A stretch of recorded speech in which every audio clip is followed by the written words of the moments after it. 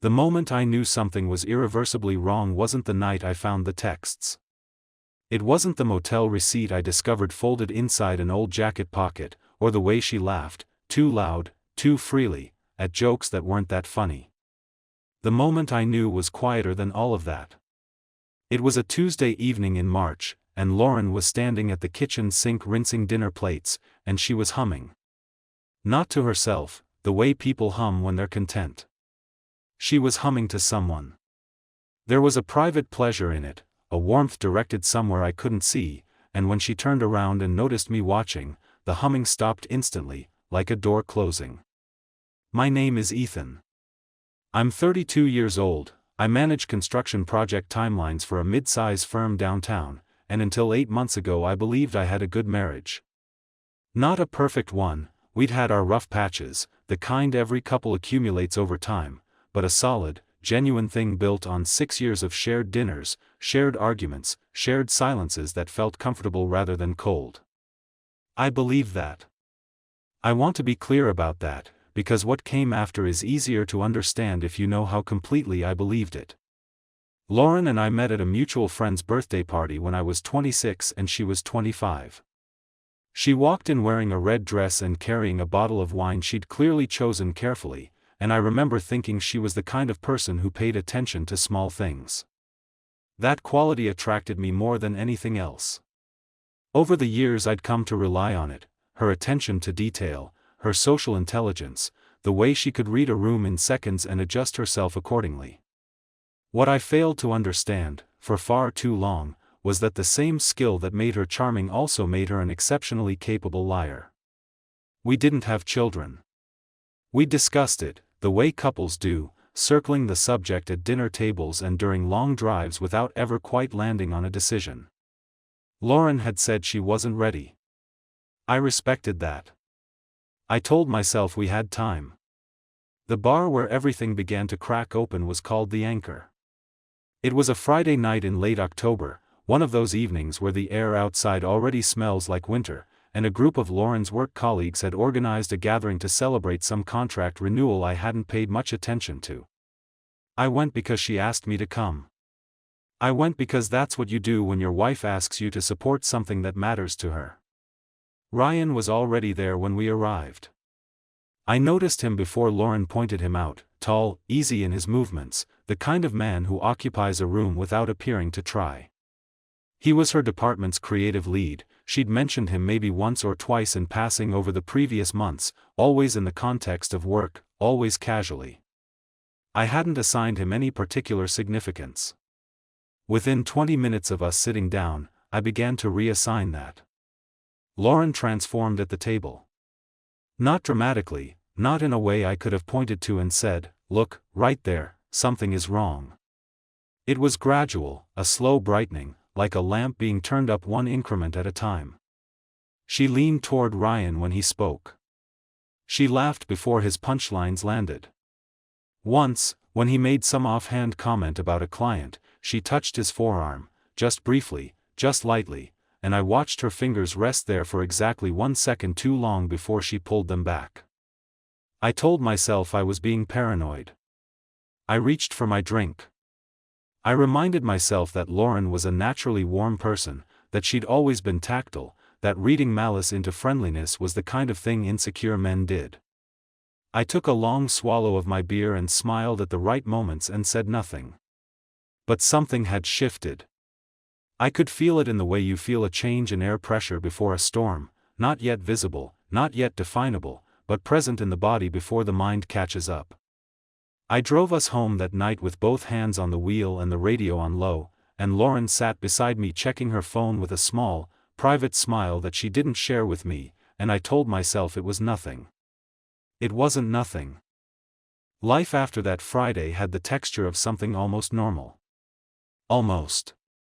The weeks that followed carried the same routines, morning coffee, evening meals, weekend grocery runs, but there was a new frequency underneath everything, a low hum I couldn't locate or silence. Lauren worked at a marketing firm 12 minutes from our house. She'd been there 4 years, and in that time I'd developed a comfortable, unexamined familiarity with the rhythms of her workday. She left at 8:15, called me most lunch breaks, was home by 6:30. That was the pattern. I hadn't realized how much I'd come to depend on it until it started to change. The first deviation was small. A Thursday in November, she texted at 5:45 to say a client presentation had run long, she'd be home by 8. Fine. Reasonable. I reheated dinner and watched television and didn't think about it. The second time, 2 weeks later, she didn't text at all. She came home at 9:17 smelling faintly of a wine bar, the specific combination of warm air and fermented grape that clings differently to hair than to clothing, and she kissed my cheek and said the team had gone out to decompress after a stressful pitch. I asked which restaurant. She named a place on Morrison Street. I nodded. I didn't verify it. Looking back now, that failure to verify was the first real choice I made, not ignorance, not oversight, but a deliberate decision not to look at something I wasn't sure I was ready to see. I called it trust at the time. I know better what to call it now. My coworker Nick noticed it before I admitted anything to myself. We were eating lunch at our desks in mid-November, the kind of gray weekday that bleeds into every other, and he looked at me over his sandwich and said, "You good? You've been somewhere else all week." "I'm fine," I said. "Lauren okay?" "She's great." He looked at me a moment longer than necessary, then went back to his food. Nick had been married 9 years and divorced for 2, and he had the particular perceptiveness of a person who'd learned things the painful way. He didn't push. I was grateful for that, and I was also, I realize now, slightly disappointed. Some part of me had wanted him to push. The text started bothering me in December. Not because I read them, I hadn't, but because of the way Lauren handled her phone. She'd always been relaxed about it, leaving it on the counter, face up, volume on. Sometime in late November that changed. The phone went face down whenever she set it anywhere. She started carrying it to the bathroom. Once, when it buzzed on the dining room table while we were eating, she picked it up so fast the fork clattered against her plate, and she glanced at the screen and her expression did something complicated before settling back to neutral. "Work?" I asked. "Madison," she said. "Asking about Saturday." I said nothing. Madison was Lauren's closest friend, a woman I'd always liked, easy and genuine in a way that made you feel she had no particular agenda. The explanation was plausible. I filed it away without examining it. But that was the second red flag I let myself ignore: the phone, the speed of her grab, the complicated flicker across her face. None of it was conclusive. Each piece alone meant nothing. I kept telling myself that, and it kept being almost true. She bought a new dress in early December. Dark green, the kind that required intention. She told me she was wearing it to Madison's holiday dinner. I said it looked beautiful, and it did, and I watched her leave the house looking more carefully put together than she'd looked going anywhere with me in months.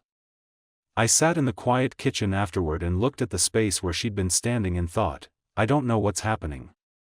The thought was clean and awful in its simplicity. I pushed it back down and opened my laptop and answered work emails until she came home at midnight, still in the dress, flushed and cheerful and slightly careful in the way people are careful when they want to seem natural. She went straight to the shower. I stared at the ceiling and didn't sleep for a long time. January arrived with the particular coldness of a new year that offers nothing obviously better than the one before it. I went back to work after the holidays and tried to settle into the routine, but the unease had become structural by then. It wasn't a feeling I could shake off, it was a new layer of the way I understood my life. I started noticing things I'd trained myself not to notice. Ryan's name appeared in Lauren's sentences more frequently than it used to. Not constantly, she was too careful for that, but with a regularity I began tracking unconsciously.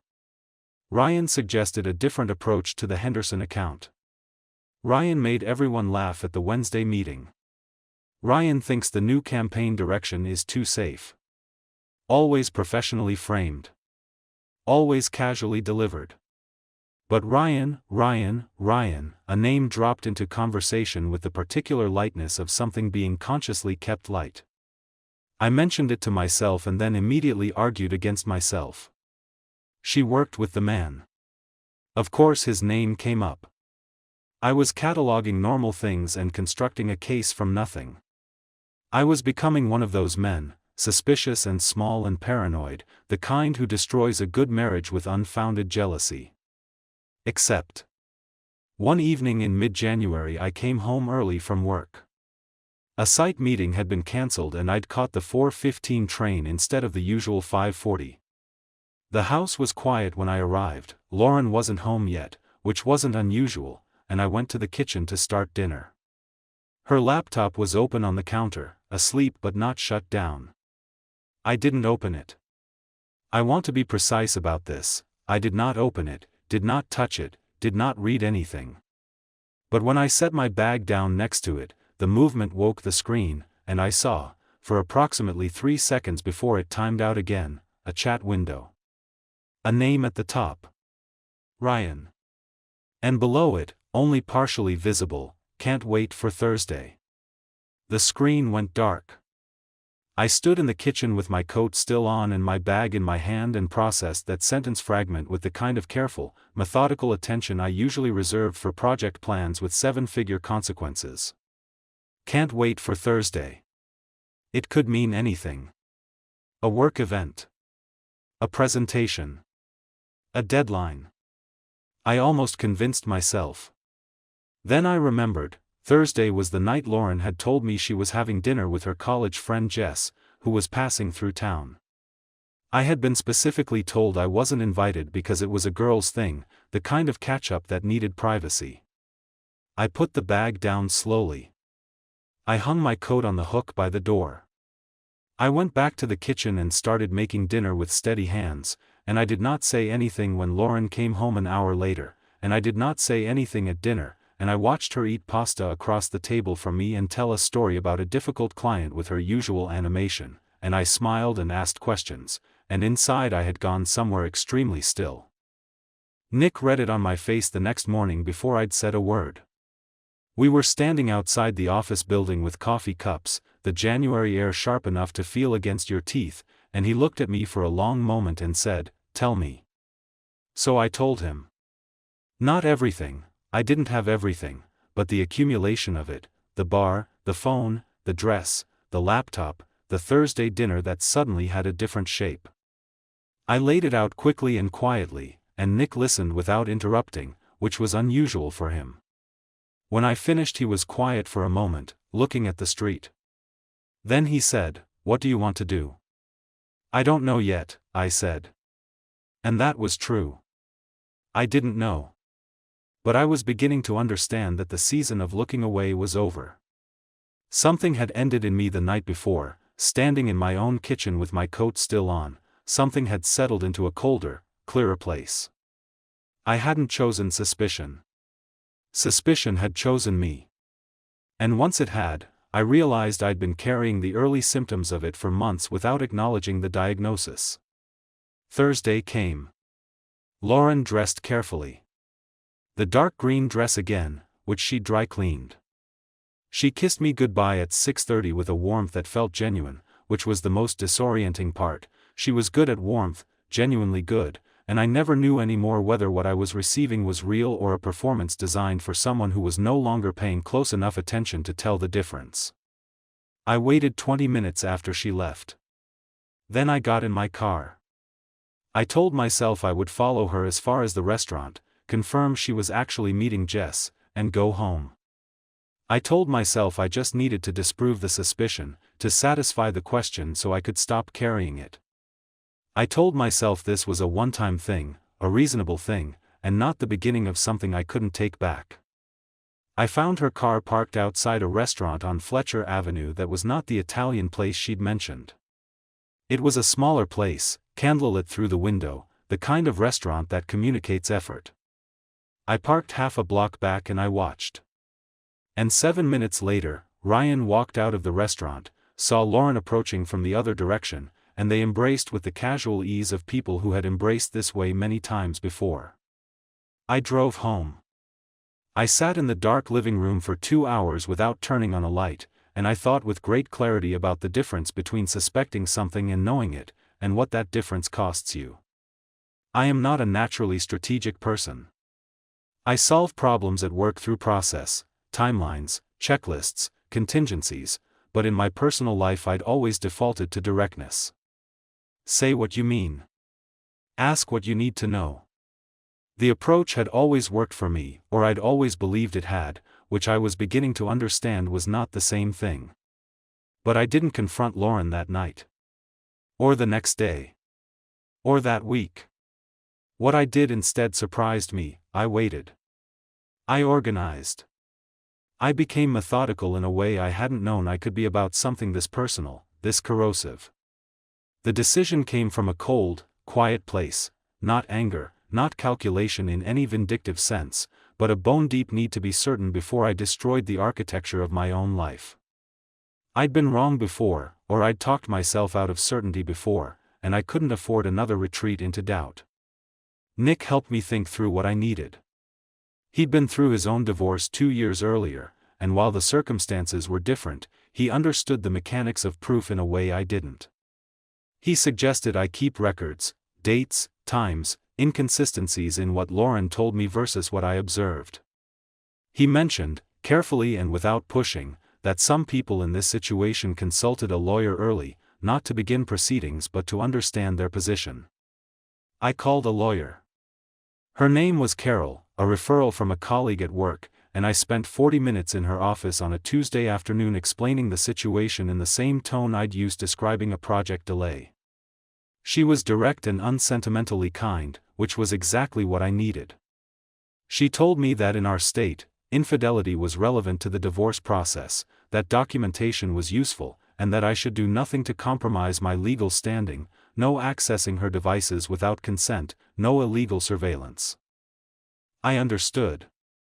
What I did was this: I paid attention.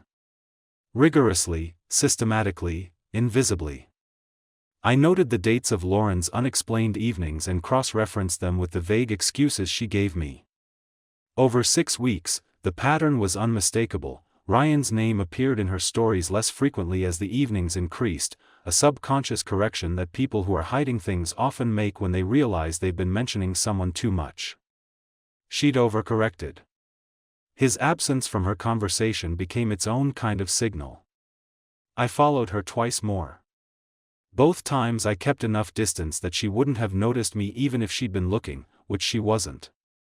The second time, in late January, she went to a hotel on the east side of the city, not the kind of anonymous chain motel you'd expect, but a small boutique place, the sort that didn't attract attention. I photographed the parking lot from the street. I waited. She was inside for 3 hours. The third time I followed her, I was already parked near the hotel before she arrived.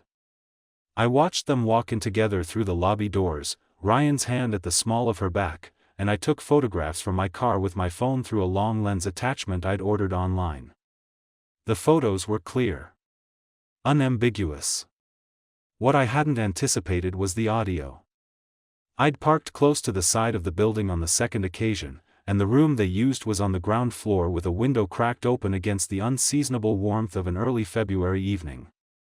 I didn't record it intentionally. I'd rolled my window down because I was warm, and the voices were simply there, traveling through still air. Lauren's laugh. Ryan's voice, lower. And then Lauren, clearly, saying, "Ethan has no idea. He trusts me completely. He's always been like that." A pause. Ryan said something I couldn't fully catch. Lauren again, he wouldn't know what to look for. I sat with that for a long time after I drove away. The cold specificity of it. Not just the betrayal, I'd been carrying the weight of that for weeks, but the contempt embedded in her confidence. He wouldn't know what to look for. As if my trust were a flaw. As if my willingness to believe her had been, all along, a quality she was exploiting rather than a quality she valued. That was the moment my emotional position changed. Until that night, some portion of me had been mourning the marriage. After that evening, I stopped mourning and started finishing. Nick had mentioned Madison early on, almost offhandedly, that Madison had seemed uncomfortable at a gathering they'd both attended, that she'd asked Nick how I was doing in a way that implied she knew more than she was saying. I sat with that information for 2 weeks before I decided to use it. I called Madison on a Sunday morning when Lauren was at a yoga class. I told her I knew. Not everything, I said, but enough. I told her I wasn't calling to assign blame or create a scene, I just wanted to understand how long she'd known, and whether anyone else close to us was aware. There was a long silence on the phone. Then Madison said, quietly, I tried to talk her out of it. 3 months ago. She told me it was just physical and it would end on its own. I thanked her. I told her I appreciated her honesty. She started to say something about being sorry, and I told her gently that she didn't need to apologize, and I ended the call. I had everything I needed. What I did next was deliberate. I compiled everything, the dates, the photographs, the timeline, and I sent a message to Madison asking her to make sure, somehow, that their shared group of friends knew before I confronted Lauren. I didn't ask her to announce it publicly or cause a spectacle. I just asked that the people who knew Lauren best also know the truth before Lauren could frame the story herself. Madison handled that. Within 48 hours, based on what I pieced together afterward, several people in Lauren's social circle had received photographs and dates from Madison, sent with a quiet, factual message and no editorial comment. Lauren began receiving texts. I could tell because her phone, which she always kept face down now, lit up repeatedly over the course of a Sunday evening, and each time she glanced at it her face changed incrementally, a tightening, a confusion, a dawning alarm she was working hard to conceal. She didn't know I'd had anything to do with it. That Sunday evening I made dinner. A real dinner, pasta, a salad, a bottle of the Barolo we'd been saving for a special occasion. Lauren sat down across from me looking distracted and slightly pale, and I poured her wine and asked about her day, and we ate together in a kitchen full of things that were about to end. I let her finish her wine. That probably sounds cold, and maybe it was. But by that point I'd been carrying this for 8 weeks, and the weight had changed my chemistry in some fundamental way. The anger had burned itself down to something harder and quieter, a material that didn't shake. I looked at Lauren across the dinner table and I saw her clearly, perhaps more clearly than I ever had, and what I felt wasn't hatred or grief but a kind of exhausted precision. She was checking her phone again. More frequently now. The alarm in her face had deepened into something that might have been fear. Her social circle was fracturing around her in real time, and she couldn't understand the source of it because she didn't know what Madison had done. Are you okay? I asked. She looked up. Worked her expression into something calm. Just tired. Work stuff. Okay, I said. I waited until she set her phone face down and looked at me with that performance of normalcy she'd perfected over months. Then I reached into my jacket pocket, which was hanging on my chair back, and I placed my phone on the table between us with the photographs visible on the screen. She looked at the screen. She looked at me. In the silence that followed, I heard the refrigerator hum, and outside a car pass, and somewhere in a neighboring house a television laugh track. The ordinary sounds of an ordinary evening. Lauren's face moved through several things, shock, then recognition, then a brief and terrible calculation, and I watched all of it without moving. Ethan. I know about Ryan, I said. I know it's been at least since October, possibly longer. I know about the hotel on Desmond Street. I know about Thursday dinners that were supposed to be something else. I picked up my wine. I know what you said about me. That last part landed differently. She understood immediately which moment I was referring to, and something behind her eyes went very still. That's not, I didn't mean. You said I had no idea and that I wouldn't know what to look for. I kept my voice level. You were almost right. Ethan, please. She reached across the table. I moved my hand back. It was a mistake. It didn't mean anything. I can explain. You don't need to explain, I said. I understand what happened. I've understood it for quite a while. I want to fix this. I need you to know that I want to fix this. We can go to therapy, we can. Lauren. I stood up. I've already spoken to a lawyer. The color left her face in a way that was almost startling to watch. I'm not doing this in anger, I told her. I'm not doing this to hurt you. But I'm not staying. I carried my plate to the sink, rinsed it, set it in the rack. Domestic, quiet, final. I'll stay at Nick's tonight. The lawyer's name is Carol. Her number is on the counter. You can't just, Ethan, 6 years. I know how long it was, I said. And I did know. That was the thing she didn't understand. I knew exactly how long it was. I'd been counting the years the entire time I'd been collecting evidence, measuring them against what I was finding. 6 years. The length of something I'd built carefully and genuinely, that she'd been dismantling quietly on Thursday evenings while I reheated dinner and waited for her to come home. I picked up the bag I'd packed that morning. She hadn't noticed it in the bedroom closet, and I walked to the front door. Please. Her voice behind me was raw, different from anything I'd heard from her. Not the controlled emotion she used when she wanted a particular outcome. Something else, something that might have been real. Please don't do this. I love you. I stopped with my hand on the door. I thought about the woman humming at the kitchen sink in March, sending warmth to someone I couldn't see. I thought about he wouldn't know what to look for.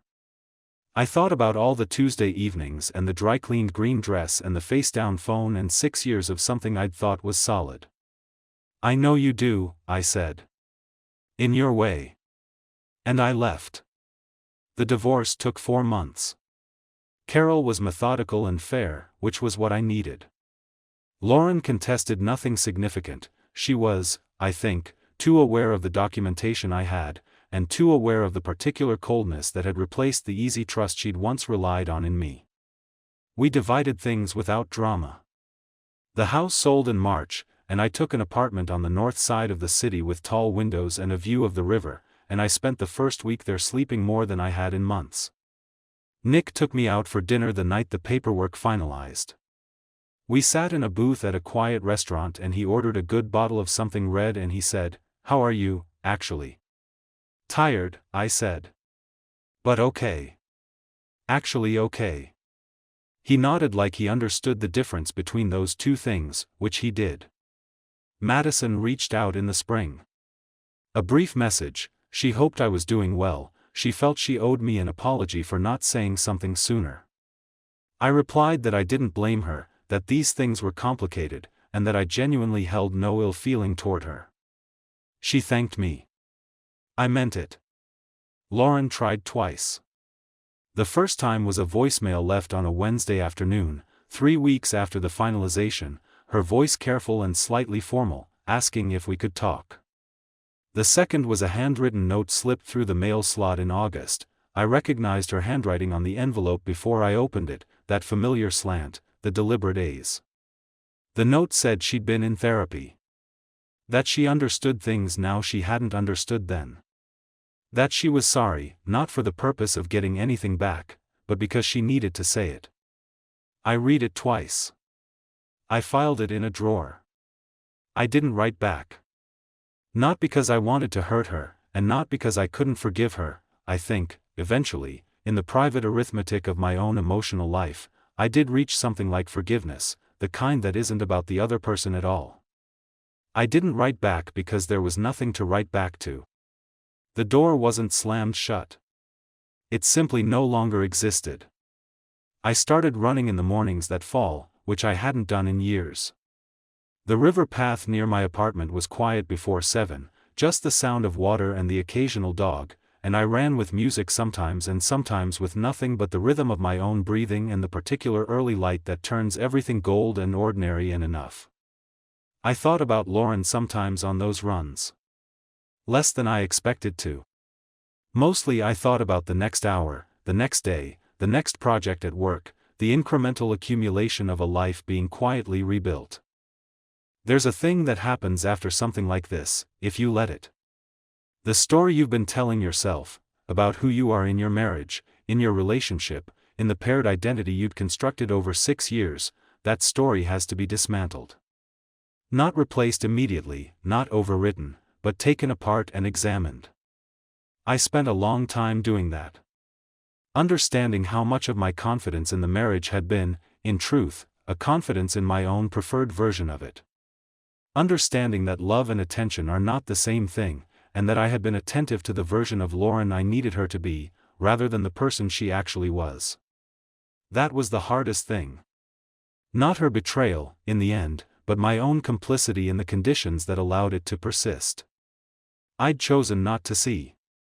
I'd made that choice repeatedly, dressed it up as trust, and called it virtue. It wasn't. It was a kind of cowardice, the fear of a difficult conversation, the preference for a comfortable uncertainty over a painful certainty. I'm not saying what she did was my fault. It wasn't. But I understand now that relationships require honesty in both directions, honesty about what you see, honesty about what you fear, honesty about when something is wrong. I'd withheld that honesty from both of us, and in doing so I'd left space for something else to move in. By December I'd begun to feel, cautiously and without fanfare, like myself again. Not the self I was before Lauren. I don't think that person still exists, and I'm not sure I'd want him back. But something new. Quieter, more deliberate, maybe a little harder in places that used to be soft. That hardness wasn't bitterness. It was just knowledge. The kind you can't unknow. On the last day of the year I sat at my window with a glass of Barolo, the second bottle, bought new, belonging to no particular memory, and I watched the city and thought about the year behind me and the year ahead of me, and I felt, underneath everything, something that took me a moment to name. It was peace. Imperfect, early, still under construction. But mine. What this story ultimately reveals is something more uncomfortable than simple infidelity. It reveals the invisible architecture of self-deception that two people can build together without either one consciously designing it. Lauren's betrayal didn't begin with Ryan. It began with a much earlier erosion, a slow withdrawal from the marriage that she perhaps didn't fully acknowledge to herself, channeling her need for excitement and validation into something external because addressing it internally would have required a difficult honesty she wasn't ready for. What her behavior toward Ethan at the bar exposed wasn't just attraction to another man. It exposed contempt, a settled, comfortable contempt for a husband she'd unconsciously recast as predictable and safe. And there is something particularly devastating about contempt, because unlike anger it doesn't arrive suddenly. It accumulates quietly over years, often without the contemptuous person fully realizing it's happening. But this analysis would be incomplete, and less than honest, if it focused entirely on Lauren. Ethan's blind spot wasn't naivety. It was something more deliberate, a sustained, chosen not knowing. Every red flag he encountered he processed through a filter designed to produce doubt rather than clarity, because clarity would have demanded action, and action would have confirmed his worst fear, not that Lauren was cheating, but that the marriage he'd invested 6 years in was something other than what he believed it to be. The cost of knowing was higher than the cost of not knowing, for a long time. That calculation, made unconsciously and repeatedly, is one of the most human things in this story. We don't ignore warning signs because we're foolish. We ignore them because seeing them costs something. The accumulation effect in this relationship was particularly insidious. Each individual incident, a glance too long at the bar, a phone face down, a dress dry cleaned, a dinner explained away, was deniable on its own. Strung together they formed an unmistakable pattern, but the mind is remarkably resistant to connecting dots it doesn't want to see connected. Ethan didn't lack intelligence. He lacked the willingness to reach the conclusion that intelligence was pointing toward. Madison's role complicates the moral geography considerably. She knew. She said something to Lauren and was rebuffed, and she made the decision, understandable, perhaps even defensible, to protect her friendship over her ethics. She wasn't villainous. She was ordinary, which in some ways is worse. The people closest to betrayal are rarely its architects.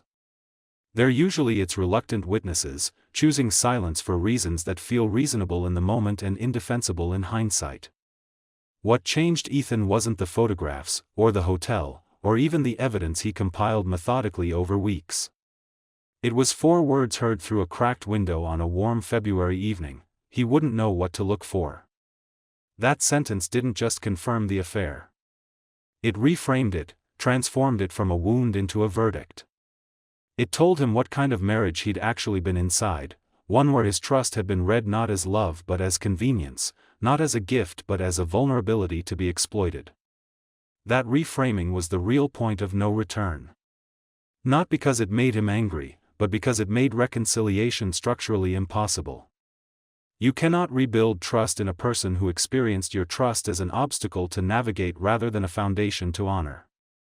The ending, Lauren's handwritten note, the therapy, the genuine-sounding apology, introduces a last layer of moral complexity. Was her growth real? Probably. Does it matter? For Ethan's purposes, no. Because the door being closed wasn't punishment. It was conclusion. Some things end not because of what someone did, but because of what was revealed about what you were to each other. He wasn't closing a door on Lauren.